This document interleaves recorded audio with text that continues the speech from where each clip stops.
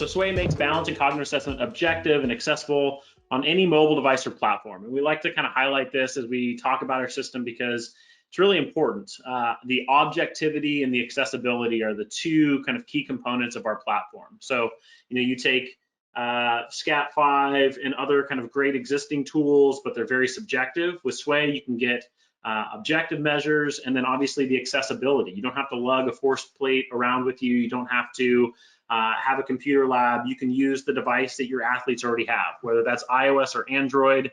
It's a huge deal for our customers to be able to do really accurate and accessible tools to be able to perform their assessments. So some of the key features of our system, easy baseline testing. I'd say most of our customers highlight this item as just the kind of most significant piece of our product.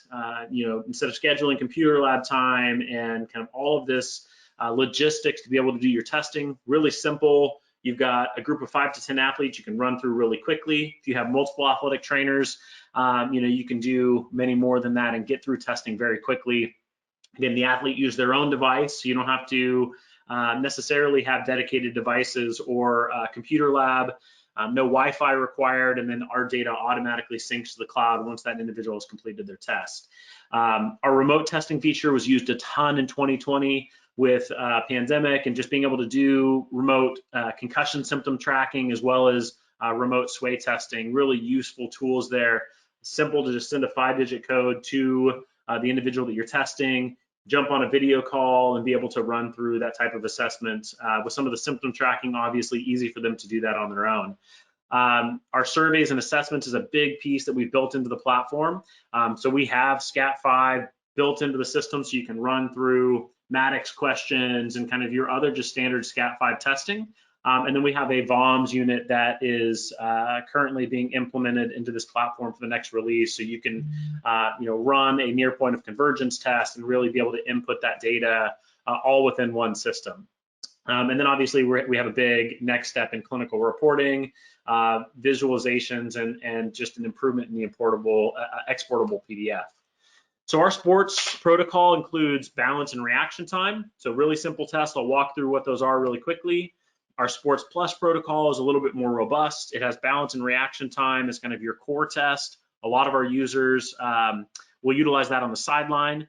And then the more complex kind of full battery in return to play type of decision making.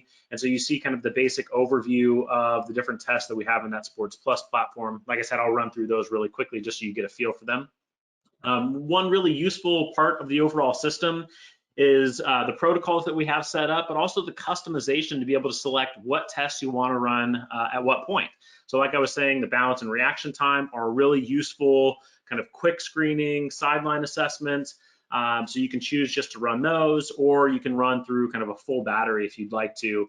But we create this platform to make that customization really easy. On the test. So the balance test is the first test in the platform.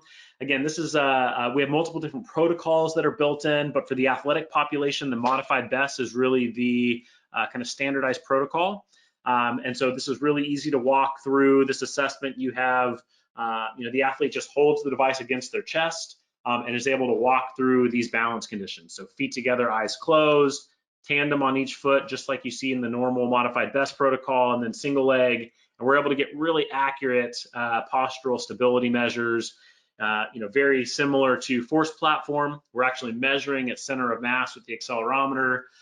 So we get really accurate measures of postural stability, and over 50 published research articles that point to the accuracy very specifically in the balance side of it. And this is a FDA cleared product for postural sway analysis. Our second test in the platform is a simple reaction time measure. So this one's really simple.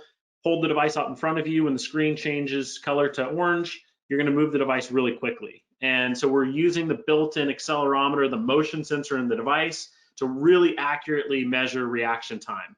There's some underlying issues with the touchscreen implementation, or even the mouse and keyboard on a computerized setup that I'll walk through in just a second, that create some of these latency issues. But with the motion sensor, we can get really highly accurate measures of simple reaction time, which is a measure of visual processing speed and neuromotor function. So as I was kind of alluding to on that, we do a ton of internal validation with high-speed video cameras. And when we compare our mobile application's ability to measure reaction time and compare that to high-speed video camera, we get down to about 10 milliseconds of accuracy compared to that gold standard. So really highly accurate. When we do the same type of touch measures, and this is well published in third-party studies on other platforms as well, you have a varying latency of anywhere between 40 and 100 milliseconds based on that scanning capacitive touch. So if you look at this second image here, you can see how touch is detected on a mobile device. So when you touch the screen, you may hit that just after that capacitive touch scanning has missed that spot, and it takes anywhere from 40 to 50 milliseconds on a mobile device to upwards of 100 plus milliseconds on larger tablets to detect that touch event by coming back around on the scanning cadence. So, if you're thinking about simple reaction time, which should be somewhere between, really 200 and 300 milliseconds, could be slightly faster, slightly slower than that, but that's kind of in the normal range. 100 milliseconds is a giant amount of error in that overall scope. And so our platform is able to get that down to a much smaller level of latency, so we can get more consistent and accurate scores on that. The computerized setup has the same underlying issue. It's not scanning to detect, but it's depressing the space bar. You push two pieces of metal together and then an electrical signal will run all the way back into the circuit board and then communicate to the operating system that that button's been pressed. Well, there's a scanning and a latency that goes along with that overall setup as well. Again, these are well published in third-party research articles, but that's typically why you won't see simple reaction time as a measure in computerized testing. You'll see reaction time broadly or reaction time composite or more complex reaction time tests like choice reaction time because of some of those underlying issues with especially kind of older mouse and keyboard setups that you would get with a computer lab at a high school or college. Impulse control is the second test. It leverages the same sensor-based timing mechanism. And this is really simple. On the screen has a green check mark on it. You move the device. When you see a red X, you hold the device still. And so we're adding a little bit of executive functioning through that inhibitory control, where we're trying to measure that as it compares to simple reaction time. So really useful test here to kind of compare to your simple reaction time measure. The last kind of psychomotor measure that we have kind of in this overall platform is inspection time or visual processing speed. And the way that this test works is you'll see two T's displayed on the screen like you see now.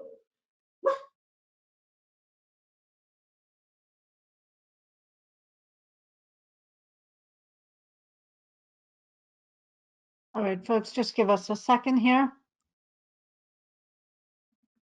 No, the system does not bark at you. Yeah.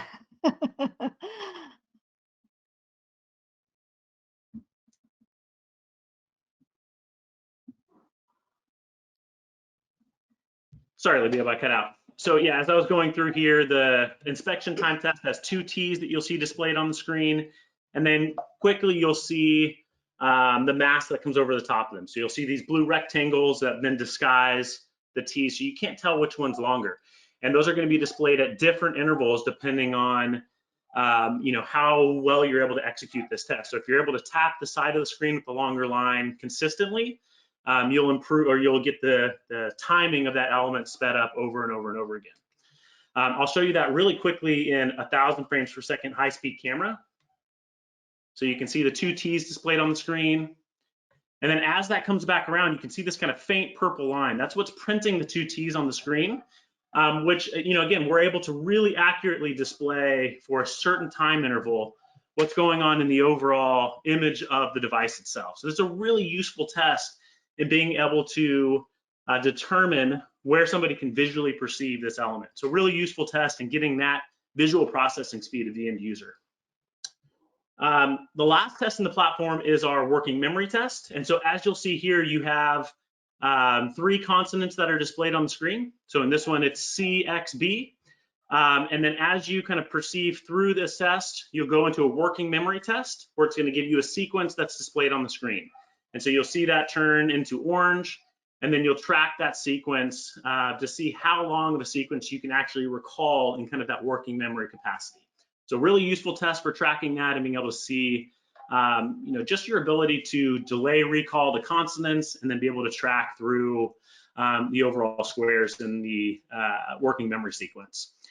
So the clinical report, what you see at the end of this, and this is kind of a visualization of the overall scores from the test. So we have a couple samples here with the modified BESS score, your balance score, the simple reaction time score you can see here at 188 milliseconds.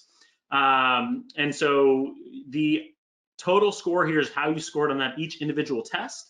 And then the colored band here is your kind of baseline consistency. So if on your baseline tests or your baseline session, you were able to get really accurate, consistent results on that, you'll see that as this kind of green band. If it was fairly moderate in its variability, you'll get a yellow band.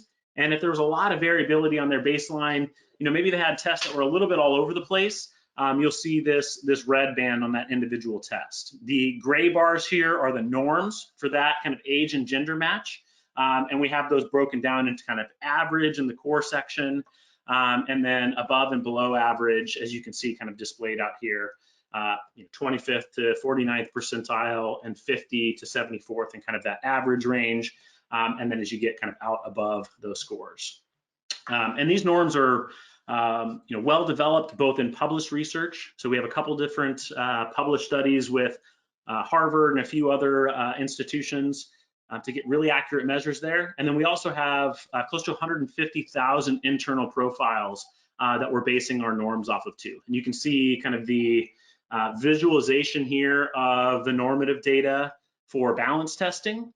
And you see kind of, that increases up to kind of that peak range in the kind of 20s and early 30s range, which is pretty standard in balance scores, and then starts to fall off as you get to the older populations. And then the same thing on the reaction time side of it, you see, an increase in speed as we get to that kind of prime age of late teens and early 20s, which is when reaction time is typically peaking. And then you see it start to slow down as we start getting into late 20s and early 30s, which matches what is to be expected in those type of scores in a population kind of age match-based setting. So some of the new things that we're working on, and I'm just going to touch on these real quick so Steve can dive into his presentation. We are doing some really cool stuff with kind of vestibular assessment as well as sit to stand. And I'll show kind of a quick version of that. The athlete's just holding the device against the chest and we're able to go through that sit to stand motion. Really useful to be able to look at things like, trunk tilts, thoracic measurements there, and be able to look at rotation.